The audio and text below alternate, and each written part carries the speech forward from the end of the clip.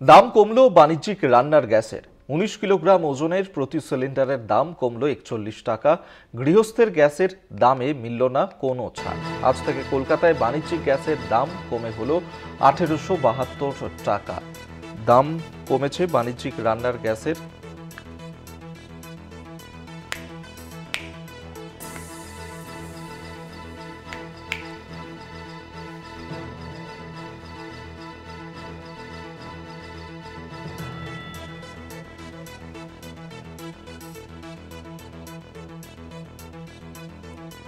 দাম কমলো বাণিজ্যিক রান্নার গ্যাসের। দাম কমেছে ১৯ কিলোগ্রাম ওজনের বাণিজ্যিক রান্নার গ্যাসের প্রতি সিলিন্ডার দাম কমলো ৪১ টাকা করে।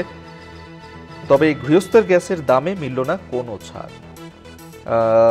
সেই খবর আপনাদেরকে দিচ্ছি, যেখানে বাণিজ্যিক রান্নার গ্যাসের দাম কমেছে। ১৯ কিলোগ্রাম ওজনের বাণিজ্যিক রান্নার গ্যাস প্রতি সিলিন্ডারে সেই রান্নার গ্যাসের দামের কমে হয়েছে ৪১ টাকা করে, এবং তবে গৃহস্থের গ্যাসের দামে মেলেনি কোনো রকমের কোনো ছাড়। ১ এপ্রিল থেকে কলকাতায় বাণিজ্যিক গ্যাসের দাম ১৯১৩ টাকা থেকে কমে হবে ১৮৭২ টাকা। আশিস চট্টোপাধ্যায় আমাদের পলিটিক্যাল এডিটর এই মুহূর্তে আমাদের সঙ্গে টেলিফোনে রয়েছেন। এই নিয়ে আরো বিস্তারিত কথা বলবো। আশিস দা, দেখো, যেটা বাণিজ্যিক কারণে যে গ্যাস, রান্নার গ্যাস ব্যবহার করা হয়, যেমন উদাহরণ হিসেবে বলা যেতে পারে রেস্তোরাঁ বা হোটেলে যে রান্নার গ্যাস ব্যবহার করা হয়, সেই গ্যাসের দাম ৪১ টাকা করে কমেছে। ৪১ টাকা কমার ফলে কলকাতায়, যেমনটা তুমি বললে, ১৯১৩ টাকা থেকে কমে হয়েছে ১৮৭২ টাকা। দিল্লিতে ১৮০৩ টাকা থেকে কমে ১৭৬২ টাকা।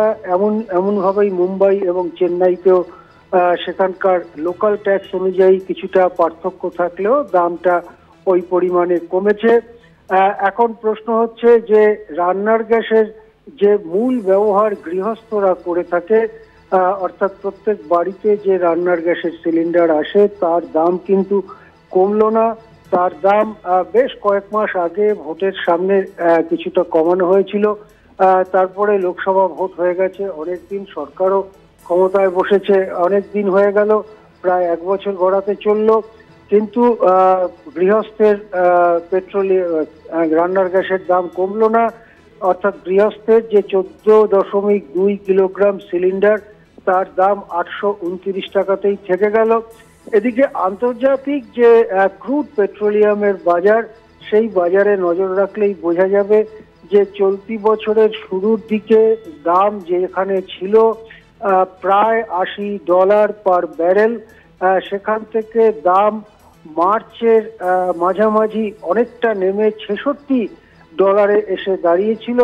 তারপরে মার্চের শেষার্ধ জুড়ে দাম অল্প খানিকটা বেড়েছে, বেড়ে $৭১-৭২ আজকের দিনে ১ এপ্রিল ২০২৫ আজকের দিনে এই মুহূর্তে ক্রুড পেট্রোলিয়ামের দাম $৭১-৭২ দাঁড়িয়ে আছে। সুতরাং এটা বলাই যেতে পারে যে এবছরের শুরুতে যে দাম ছিল আন্তর্জাতিক বাজারে, তার থেকে অনেকটাই কম।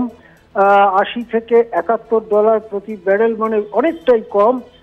কিন্তু তার যে সুবিধা, সেই সুবিধা গৃহস্থকে দেওয়া হলো না, ৮২৯ টাকাতেই দাঁড়িয়ে রইল দাম। এই নিয়ে কিন্তু একটা ক্ষোভ গৃহস্থের মনে দানা বাঁধছে, কেননা এরপরে যদি আন্তর্জাতিক বাজারে ক্রুড পেট্রোলিয়ামের দাম বেড়ে যায়, যার যথেষ্ট সম্ভাবনা রয়েছে, তখন আবার দাম বাড়তে থাকবে। কিন্তু যখন দাম কম আছে আন্তর্জাতিক বাজারে, তখন তার সুবিধাটা গৃহস্থ কেন পাবে না, এই যুক্তিটা স্বভাবতই প্রত্যেকের মনেই আসছে।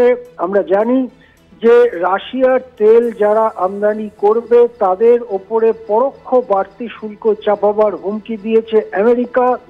আমেরিকা বলেছে যে রাশিয়া যদি তাদের প্রস্তাব মতো ইউক্রেন যুদ্ধ বন্ধে রাজি না হয়, তাহলে যারাই রাশিয়ার তেল কিনবে তাদের উপরে শাস্তিমূলক শুল্ক বসাতে পারে আমেরিকা। একই ধরনের কথা বলেছে ইরান সম্পর্কে। সুতরাং আন্তর্জাতিক পরিস্থিতি উত্তপ্ত হয়ে উঠলে আবার ক্রুড পেট্রোলিয়ামের দাম বেড়ে যেতে পারে। তখন তো এমনিতেই রান্নার গ্যাসের দাম বাড়বে, কিন্তু এখন যখন কম রয়েছে ক্রুড পেট্রোলিয়ামের দাম, তখন কেন গৃহস্থ রিলিফ পাবেন না, এটা নিয়ে কিন্তু ক্ষোভ জমছে দেশের আমজনতার মনে। একেবারে। আপাতত ধন্যবাদ জানাবো আপনাকে। আমাদের পলিটিক্যাল এডিটর আশিস চট্টোপাধ্যায় টেলিফোনে ছিল।